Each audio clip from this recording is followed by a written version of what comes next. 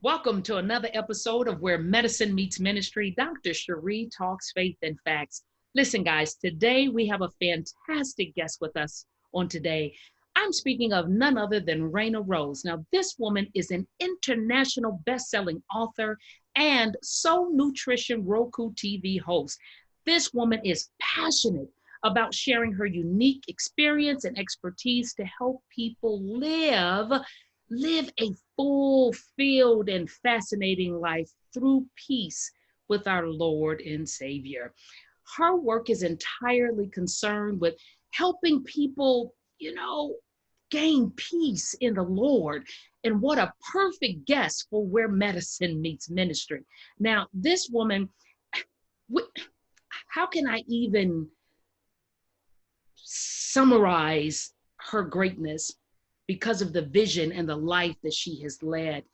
I, as a physician, know that stress is the leading factor in poor health. And this beautiful woman helps individuals learn how to find peace in the Lord. And finding that peace in the Lord is medicine for both the soul and the body. So please help me welcome the host of Soul Nutrition on Roku TV, none other than the beautiful Reina Rose. Hey, Reina, how you doing today? Good, Cherie. Thank you for having me. It's such a pleasure to be here. You are awesome. I cannot wait for the individuals that get the opportunity to see this video, to see how, serving a mighty God that we serve and walking in his purpose and his plan, he will indeed beautify you both inside and out. And let me tell you, this woman is absolutely stunning. So I have a lot of questions to ask this beautiful woman. So I want to jump right in. Now, Reina, you had a pretty interesting childhood, and including your early educational experience. Can you tell us a little bit about that? Yeah, so I actually grew up on the island of Borneo until I was about 8 years old. My father was a pilot for the Sultan of Brunei there.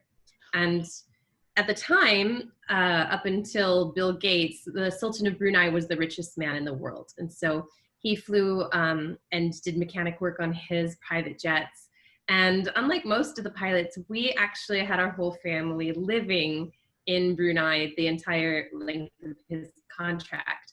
And so, it was a beautiful upbringing. We literally lived one house away from the jungle. And so we were in the rainforest, growing up. We didn't go in there as kids because it was quite dangerous. Even, we'd have big orangutans with giant fangs coming and eating the bananas off our tree inside of our yard, the gated off. And, but, I grew up in this just beautiful rainforest where it was so lush and green. And I went to the international school with the Sultan's children. I went with some of the princesses that were the Sultan's children, my brother with Prince Jeffrey's kids. And, it was very eye-opening because you would drive by stilt houses on the way to go to school with princes and princesses. But the stilt houses, one of the things that has changed my view on certain missionary work and the ways that we do missions is that the Sultan one day, eventually he built a bunch of stucco houses for the people who lived on the water there. And they didn't want them. They're like, our grandfather's grandfather's grandfather fished on the river and lived on the river, and that's what we want to do. And so it really brought a perspective to me of the westernizing or evangelizing, right? As well as I've shared with you my experience of, I went to this international school where every culture, color of skin, every music, every difference was really celebrated. Mm-hmm. And this is all I knew really until I was about, I went into third grade. I think I hit the end of third grade, beginning of fourth grade in the US. And, I'm walking up to the lunch table and kids are like, you can't sit at our lunch table unless you wear the same shoes. And I'm like, what? Why would everyone want to be the same? This is so foreign. The biggest culture shock was really returning to the USA. Exactly. Now, before I get into a question that I had planned, you just brought up something very unique that is very appropriate to the time that we're living in right now. Mm-hmm. And that is for you, until you got in fourth grade and came to the US and experienced this cliquish, this difference. You grew up in an environment where everybody was different. And so therefore I'm sure that there wasn't any type of racial tension because everybody was different. Your differences were celebrated, correct? Absolutely. Yeah, and I've had the privilege of living in and near Monaco since then, and that's a very similar culture where there's only, I think, less than 30% are Monegasque, and the rest are people from all over the world. And what I found is, you know, you can be walking down the street and you hear 5 different languages, and instead of some people saying, "Oh, I'm colorblind," that's not how it is at all. It's, "Wow, your color's beautiful," and "Wow, you know, your culture's beautiful," and "Wow." Like, we're all very beautiful and very different. And just as, you know, a pine tree isn't more beautiful than an aspen tree, there's a variety of this world that God has called us to celebrate, and that's included in the color of our skins and the cultures that we embrace. That when we can embrace that beauty, just as we don't say, "Oh, that pine tree is better than that aspen tree," right? Correct. We, or, you know, and so when we can embrace and celebrate God's kaleidoscope of color in every part of nature and humanity, this is where we can live in a peaceful world. And I always say, you know, bringing peace to individuals brings peace to communities, which brings peace to our worlds. And, you know, that's, Absolutely. Absolutely. So that's a great example of how racism is a very learned response, yeah, whether or not it is something that you model or something that has been told to you over and over and over again. Because yeah. clearly we can see how you can be born into this world. And with you and your upbringing, all of these individuals with all of these differences, the differences were celebrated. It was not one chosen over the other. That Mm-hmm. comes in what's learned and what is modeled. And so when differences are celebrated and celebrated in a way that they are celebrated equally, there's not one over the other, but we are thankful and we praise God and we give him glory and honor to all of these differences that we can now share in our population, that makes us unique, that makes living and waking up and working different and challenging, because you just don't know what you're going to get today, as opposed to putting one over the other. I mean, the way you were brought up as far as celebrating those differences, you can really appreciate how God really intended for us to live. And it is very unfortunate that you and I are now very much a part of a society that does not celebrate those differences, that there is one group of individuals that is disproportionately affected than others. But what is great for you and I is because of our walk in the Lord and because of the unique impact and the reach that you and I have, we can do our part in making a difference, which is why I really wanted to have you on the show sooner rather than later, considering where our environment is right now. I'm really hopeful, I'm prayerful, and I almost know 100% that the listeners that listen to this show will have a freshened new outlook on life, not just for themselves, but on the part that they play within the community of their immediate family, their extended family, their community within their neighborhoods, and the community in which they work. So you and I have some work to do, young lady, with this interview on today. Absolutely. Absolutely. As you said, it's so learned, and I did get exposed. You know, I grew up in a very um, white, after 8 years old, you know, Republican, very, um, you know, everything's the same after that.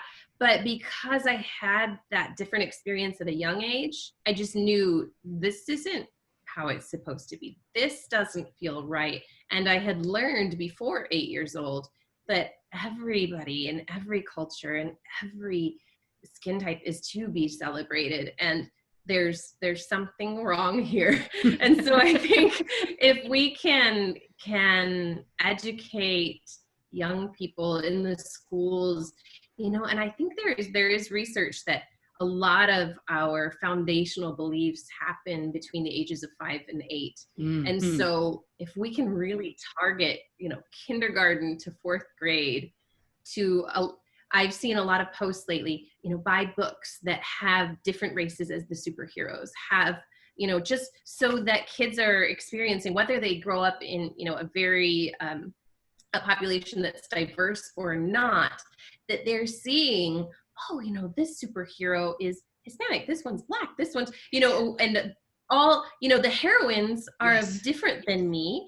And we celebrate all types of people. And it's interesting, maybe I don't see those people in my current community, but I know that they're good and they're superheroes and they're to be celebrated too. I think bringing this into our young generations is, I truly believe and hope and pray that this cancer called racism is, I think in the marches of Martin Luther King and things, we really shrunk that tumor. Yes. But it's time to scalpel it out and get it completely eradicated from our society. Preach. Preach. I'm going to leave it at that. Preach. So now tell me this, growing up in Brunei and in your cultural experiences as a young child, how do you think your non-traditional upbringing has impacted your view on life? Well, I mean, it's impacted my view on everything from environmental issues to accepting everyone. And again, like I said, after that age, I was raised in a population that everyone was the same, and everybody thought it was a complete echo chamber of, we're going to vote our pocketbooks and we're going to, and there's nothing wrong with that. I'm a business owner. I definitely want to vote things that help my business. But, it definitely just showed me that I would hear racist comments from adults, usually not anybody my age, to be honest. And this is where I do believe we've really shrunk this tumor called racism, but it's time to completely scalpel it out because it still exists. And people who deny that it exists because they're not racist, they're not being woke and understanding that it does exist, and there are challenges that people will experience because of their skin color, and we need to stand together and make sure that that doesn't happen going forward. Absolutely. And so we can't deny that it's an issue. It's like, well, I'm colorblind, so everybody else is too. And again, not to be colorblind, because that is not celebrating all the differences that we have. And so, yeah, I would hear people say, jokes. Sometimes they weren't even actually hostile, but, the jokes are not appropriate and they're continuing the problem. I would hear adults that talked about, just the way they viewed people who didn't look like them. And I just knew with that upbringing that is not true. It's not right. And there needs to be something done about that, and to bring peace into people's hearts, that, to begin to open their horizons just a little bit, and you can only do it little bit by little bit. And I was telling you before, the object of my show and my books is not to change people's minds, but simply to get them to ask new questions. Because the mind isn't changed in a day. Yes. And I'm not always the one who plants the seeds, but sometimes I'm the one who tills the soil so that the seeds aren't scattered against dry, cracked ground. Powerful. Right. And I think, that's where we have to just live in a way where we exemplify excellence and acceptance and community of all kinds. And we can do it. I love the marches, and I love that 99.9% of them are peaceful. And though a lot of the looting and things is getting on the news, my favorite videos are the ones where the peaceful protesters take down the looters and bring them over to the police officers saying, this is not what we're here for. We are here to change this cancer that has been on our society. We're here to really scalpel this out. And we're not here to loot. We're not here to make our cause actually look worse. That's what these people are trying to do. and they literally take them down and walk them over to the police. And that has been my favorite videos so far. Exactly. And you know what? Obviously I wasn't around during the time of Martin Luther King. And so, certainly social media and the advancements of technology to be able to see things as they are happening, like right then and right there. But I doubt that we may have that those types of incidences occurred back then, where we could see, the individuals that were peaceful, taking down, if you will, or, helping the police. This is not what we're about. It could have happened. I don't know. But I'm kind of thinking that we have grown, we have matured. And so because of that maturation, we should find hope. Find hope. I love that you talk about maturing as a society, and particularly as people of faith, because when I hear people tell me, the God of the Old Testament and the God of the New Testament, as if they're different gods, I always say, I truly believe God meets society where they're at. Mm-hmm. And if we look at history, there's this really fantastic book called Factfulness. Bill Gates actually called it the best book of our time.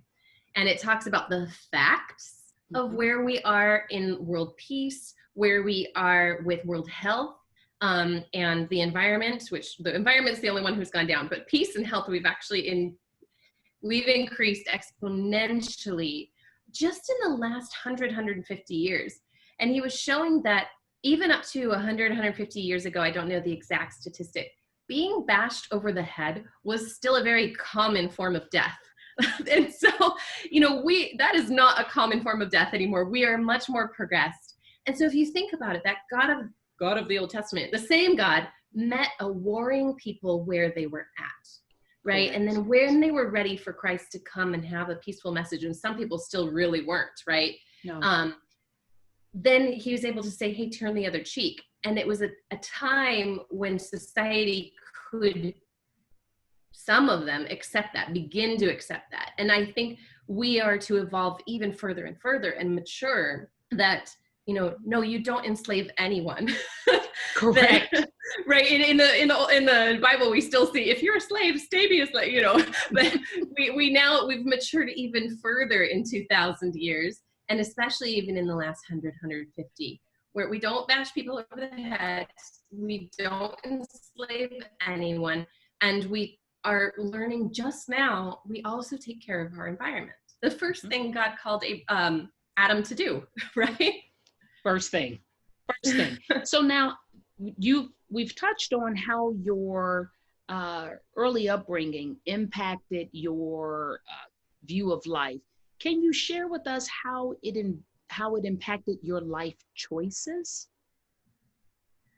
Yeah, I mean, a few things. I ended up being obsessed with private aviation, which, was what I was exposed to as a kid.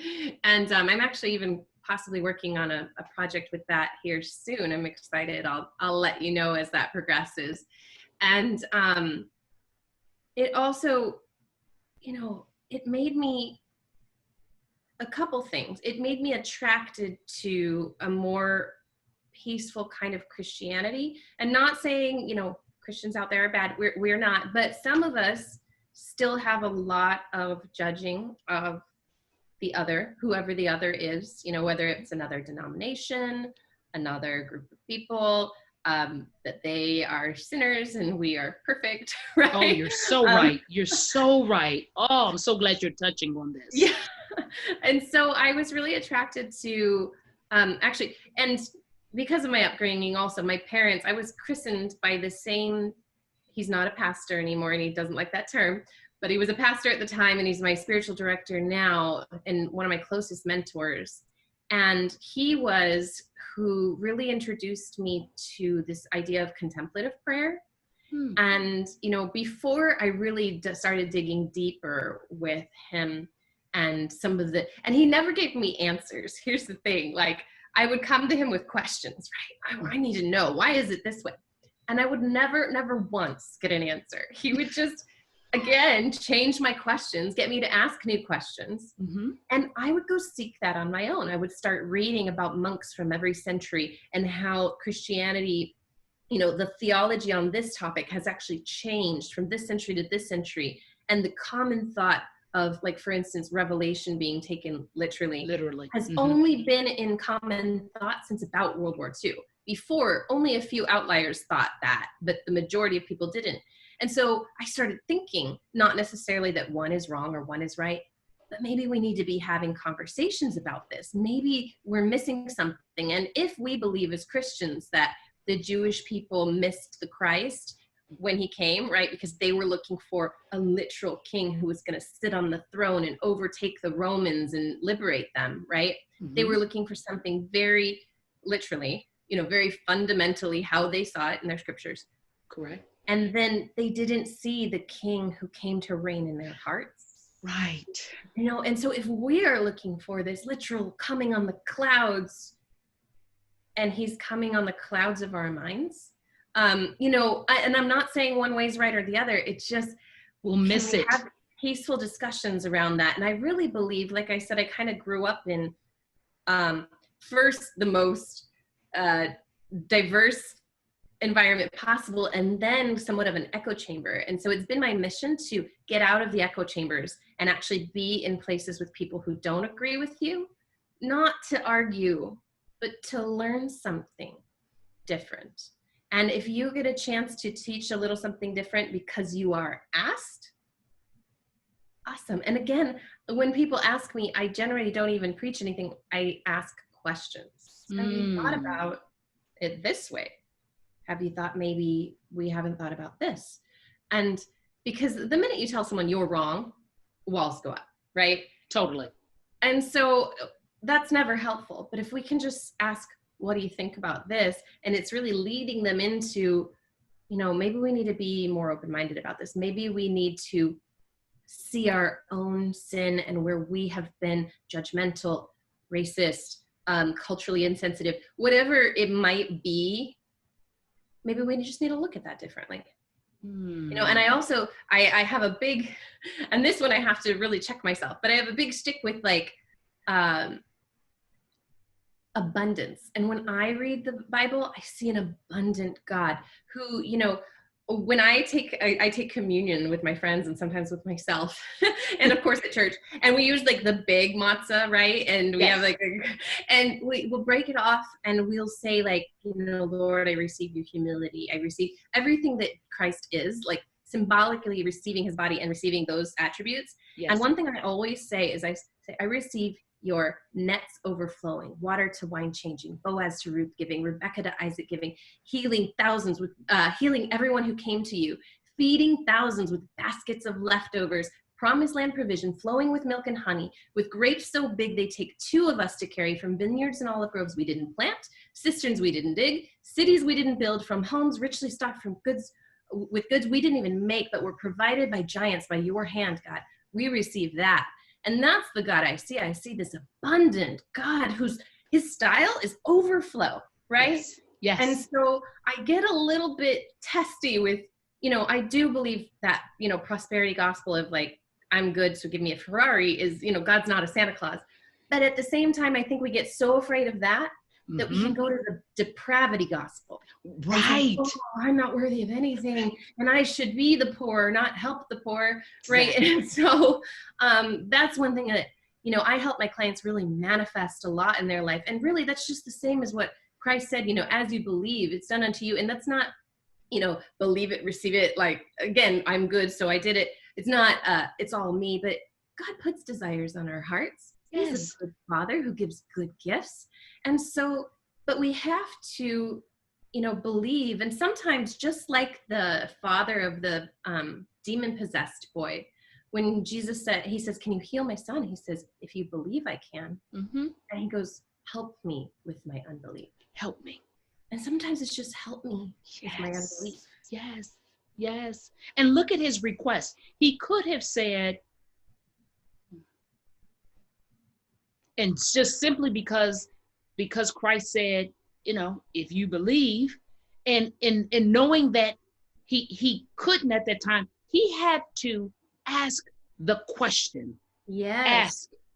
Ask new questions. There you go. And so he asked, help me with my unbelief. I want to. He didn't lie and say, I believe, when he knew that he fully didn't. And he didn't just walk away and just accept defeat because I don't believe. But Christ was giving him an opportunity to believe, to trust.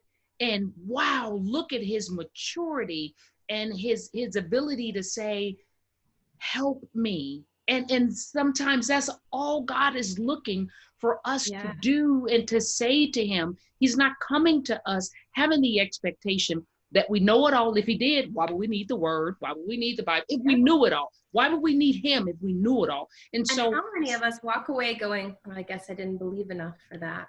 Oh my goodness, sweetheart, I cannot tell you the number of individuals.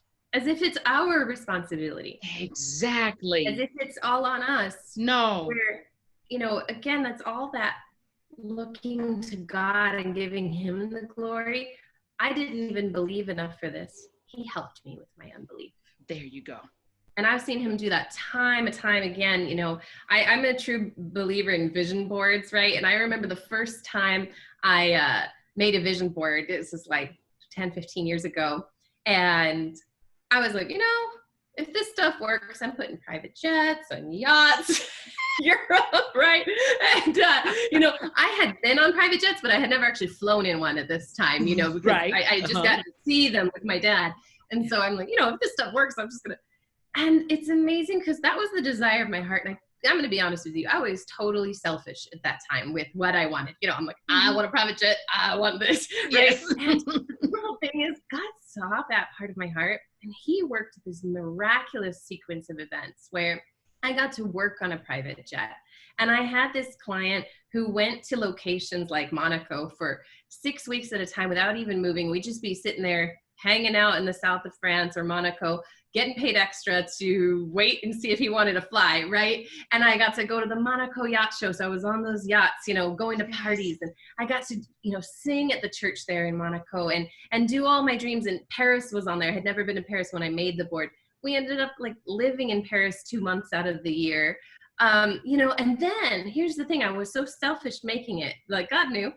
But out of that overflow, first of all, I was making more money than I had made in a long time. And I was able to bless people I love going to Disneyland. It's just my thing. And so people who couldn't afford to go to Disneyland, I had abundance. So I would just bring their whole family. And then once they were able to go once, they could afford a pass for $13 a month more. It was just that initial that was too much. And then I was able to bring my parents both to New York and a friend of mine as well. And because I just had my hotels paid for, I just got double bed. When my mom came, I got 2 beds, and my dad came, he got his own, and my friend came, she got, I got 2 beds in the room, as well as I brought my mom to Paris, Mallorca, south of France. My dad came and met me with his wife in the south of France, and so not only did my dreams come true because of these selfish requests, I put out there to God in my prayers and my vision board, but I was able to then that overflow, which is God's style, right? Yes, totally his style. You need some wine? I'll just fill all the barrels for you. Exactly. And so with that overflow, I was able to be, as he told Abraham, blessed to be a blessing. And I just see him continuing to do this in my life, the lives of my clients. It's been an incredible, again, it started with my own selfish desires, but God used even that. He sure did. Expand me into being blessed to be a blessing. He sure did. And that's hard to do. Honestly, when you're broke and you can barely provide for you, it's really hard to be blessed to be a blessing, right? Exactly. You can sometimes give your time, but sometimes you're hustling so hard to make that little paycheck that you don't even have time to give, right? No. So the more blessed we are, the more blessing we can be. Absolutely. And I heard you describing, and it just kept going on and on and on and on, the number of individuals that were blessed by that. But I'm reminded of the scripture, all things work together for the good to them who love the Lord and are called according to his purpose. So even though that was an initial selfish request, God knows your heart, and he knew this is This is a blessing, child. I know that if I give to her, it is already a part of her nature because my nature is in her to Amen. give, because she knows that if I give, it shall be given unto you, pressed down, running over, shaken together.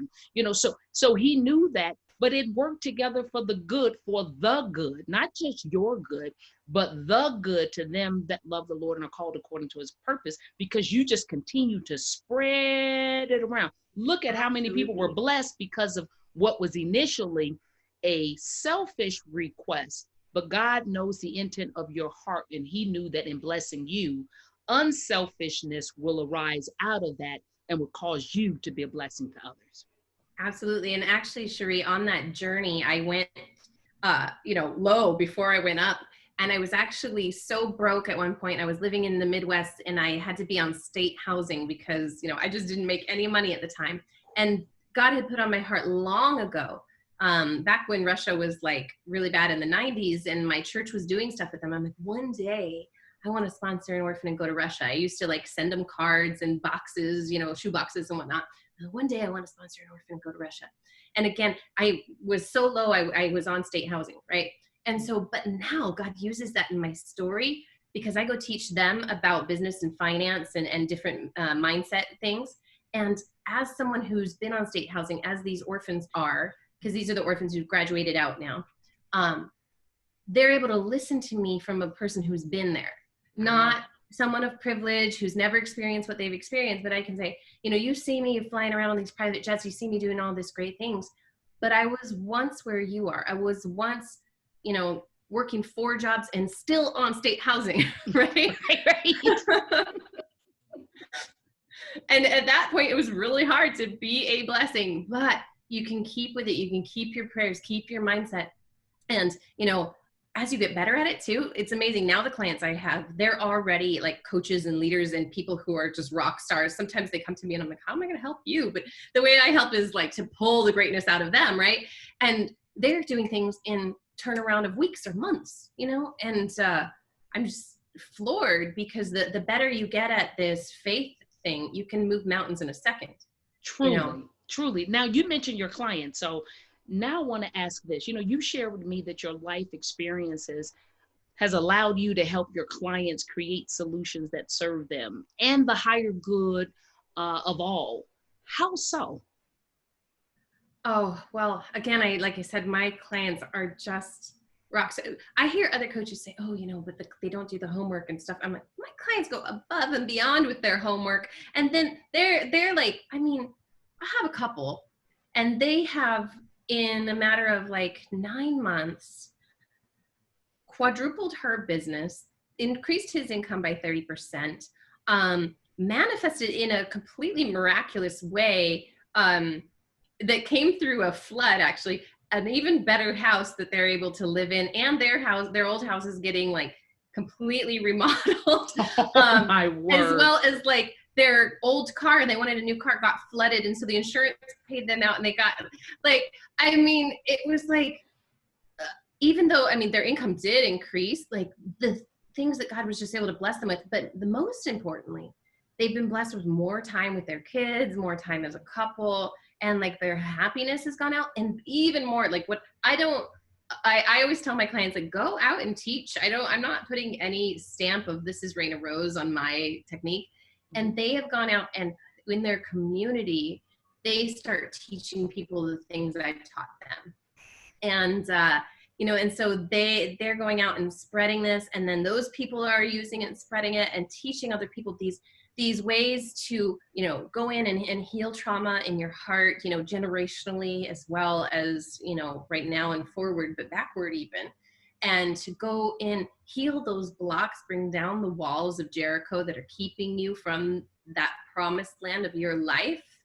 And because I've taught them, they're going out and teaching others and teaching others and teaching others. And it was so great because during COVID-19, I opened up some spaces for free coaching for people who needed it, just during that time. And I was able to, some of the people my clients had been mentoring, I got to work with it, and they just told me their success stories from this like secondhand coaching they were getting. And so it was really that's lovely. Discipleship. That's discipleship. We see it in the word, and to hear it and see it played out with someone um, that's like family to me now is just a true testimony of how sharing the good news of Christ and being Mm-hmm. willing to surrender to his will and allowing him to get the glory out of your life, uh, Sure. that comes with no strings attached, right? Because it just, I want you to know of his goodness. I want you to really appreciate the power of God and Yes. the power of salvation and what that means for you in totality. Because we have to live here on earth first. Too many times people talk and live in heaven and we haven't gotten there yet. And so, people talk in terms of salvation and accepting Christ and developing this relationship with God. And then immediately they say that, and then they say, oh, that's where I'm going to spend eternity. Okay, well, you got some time here on earth first. Yes, How are you going to spend that time? And so you have absolutely. definitely shown that you have been cognizant of this precious finite time that God has given you. And That's you right. are running to redeem the time and you are bringing purpose to your life.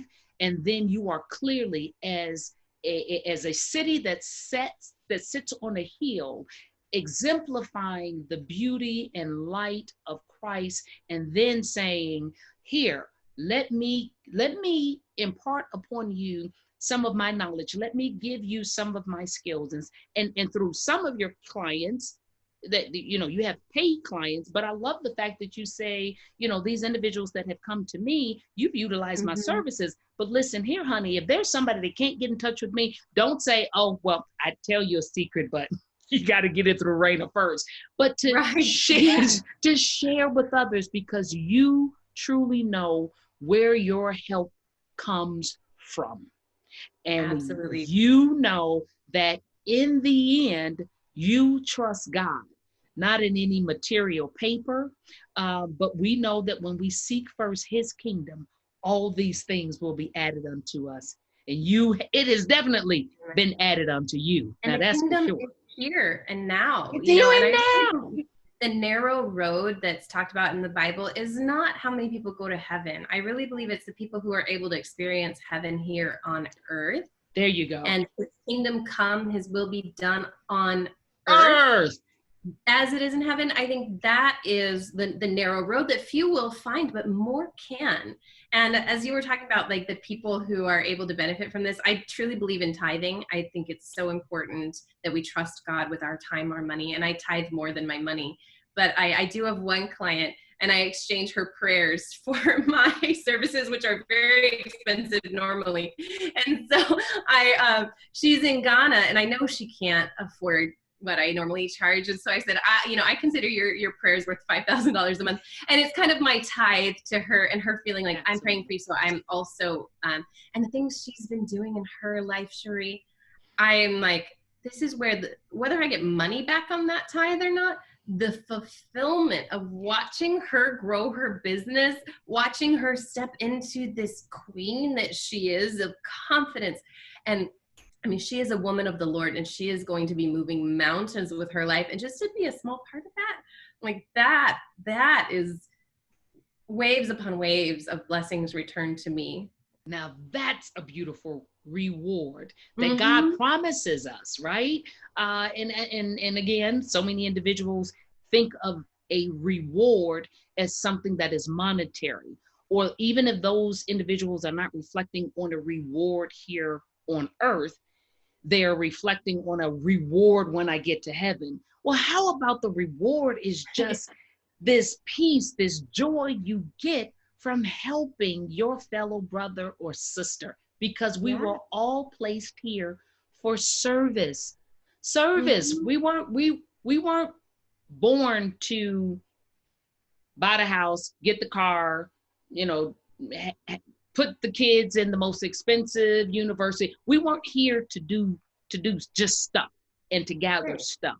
We were placed here, every one of us that have been uniquely formed and wonderfully created and made by God are placed here for service. And it is in that service and the fulfilling of that service, God now rewards us. here, these are the rewards that I'm counting for Yes. here. And if God is stowing up rewards for me in heaven, fantastic. But I, like you, have given of my time, which is can be very expensive, especially for those clients that can afford to pay for it. Yeah. But for those who can't, oh my God, sometimes those are the people that I get the most joy from, because there's something Yeah. about the way they appreciate it, because they know that it is you giving, versus when you pay for a service, right? You have certain expectations. You may Yeah. be over the moon because someone may have completed your expectations above and beyond what they had anticipated, but there's a certain level that they expect when they're paying for something. But when you give of your time and attention, your smile, your presence, your touch to someone, and there is no expectation connected to it, there's no monetary value connected to it, but you can see how your giving has blessed their life, I can't put a price tag to that. It's Absolutely. And I valuable. truly believe that joy, that overflow that you are now resonating in Mm-hmm. does help you to and grow your business, buy the home, get really great deals in your life. And I believe you're talking about our treasure in heaven, and this is just my own interpretation on it, but having my best friend, who is my brother, passed 10 years ago, I really, and I've had other family members and things, I believe our treasure in heaven is each other. That Yes. as we all pass on to the next life and we have people who we have fellowshiped with in Christ, that this is our treasure. And sure, we may have mansions and all kinds of things too, but the treasure is each other. That's what goes on for Is. eternity. Yes. And seeing God has given me a treasure in you, because until recently, Likewise. you and I had not been in each other's lives. And so I count this as a blessing for me, and you as one of my treasures. Now, obviously, we could talk like for days and days and days, We could. but our and time we is. did it on my show. That's right. But Yes, I want make you sure to to cover catch this. that episode. Definitely. Yes. I want to. Yes. I want to catch this. I want to ask you this one particular last question, because I think it's so important and it is so you. I want you to share with the listeners, what is your ultimate aim in life? And people are going to hear this pageantry answer. But now that you have some history and some background into who Reina is, share what your ultimate aim in life is, because I think they'll better appreciate your response now.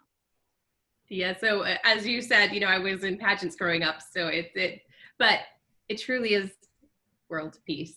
And I mean that from every fiber of my being. And like I said, world peace starts with peace in our hearts and our communities, and then goes to our world. And we can do that through caring about each other, caring about the environment, caring about our community, and beyond our four walls of our home, our church, even our country. That when we care, and care about ourselves. Again, peace starts between you and your creator, in yourself, and then it goes outward. And so we have to come and be that well springing up of the fruits of the spirit, love, joy, peace, that we're really flowing of those things. And we truly can. And again, I encourage you to read that book, Factfulness. We are moving the needle towards peace, and we can continue to move that needle further and further every day of our lives. Oh, how powerful. Now, is there any last parting words that you would like to share with our listeners? One of them has to be how they can view any and all of your shows on your Roku TV. So you have to share that, but you can feel free to share anything else after that, but they must know that. Sure. If you have a Roku device, you can look up CTM channel. That's Charlie Tango Mike. So it's CTM channel on your Roku program. We actually had our network taken down because we had a COVID survivor say she healed through prayer and communion, and that wasn't okay. But the show is going back up. If you YouTube my name, Reina Rose, I have a few of them on my personal YouTube. You can find me on LinkedIn, reina-rose.com. That's REINA-ROSE.com. And pretty much on all the social medias, you can find me as either the Soul Nutritionist or Reina Rose or some combination of the two of those. And I'd love to hear from you. Well, Raina, thank you so much for being a guest on our show. I promise everyone you will have every link that she mentioned as part of the show notes, so you will definitely be able to find her. This is an absolute jewel, and I promise you, this is an episode that you will want to go back and listen to time and time again. You will definitely want to catch her on all of the links that I will provide in the show notes, and you will not want to miss her show on Roku TV. The Soul Nutritionist, Ms. Reina Rose, thank you again for your love, your time, and attention that you've given all of us on today. Oh, thank you, Dr. Cherie. It's been my true pleasure and honor to be here with you again.